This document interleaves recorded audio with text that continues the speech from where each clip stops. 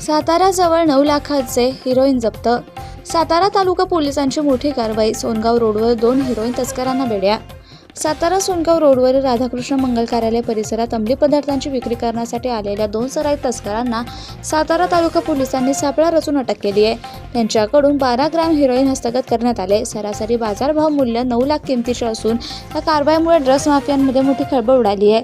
पांढऱ्या रंगाच्या कारमधून सुरू होती तस्करी. मिळालेल्या गोपनीय माहितीनुसार पांढऱ्या रंगाच्या इटिओस कारमधून काही तरुण अंमली पदार्थाची विक्री करण्यासाठी सोनगाव रोडवर येणार होते.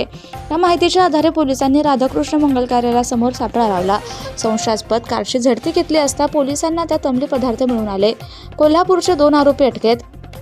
या कारवाईत पोलिसांनी 2 जणांना ताब्यात घेतले असून त्यांचे नावं अक्षय पाटील राहणार कोल्हापूर, अलंकार मुळीक राहणार हातकणंगले कोल्हापूर. आरोपींकडून 12 ग्रॅम हेरोईनसह गुन्ह्यात वापरलेल्या पांढऱ्या रंगाची इटिओस कार जप्त केली आहे. पुढील तपास सुरू.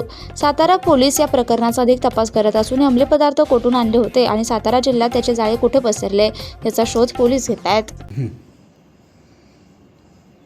पोलीस स्टेशन सातारा तालुका येथे काल एक कारवाई झाली ज्याच्यामध्ये NDPS म्हणजे narcotics drugs and psychotropic substances act खाली सेक्शन 8 आणि 20 याच्याखाली एक कारवाई झाली ज्याच्यामध्ये 12 ग्रॅम हिरोईन हे 2 आरोपींकडनं जप्त करण्यात आलेलं आहे. एका आरोपीचं नाव आहे अलंकार मुळीक आणि दुसऱ्याचं नाव आहे अक्षय पाटील.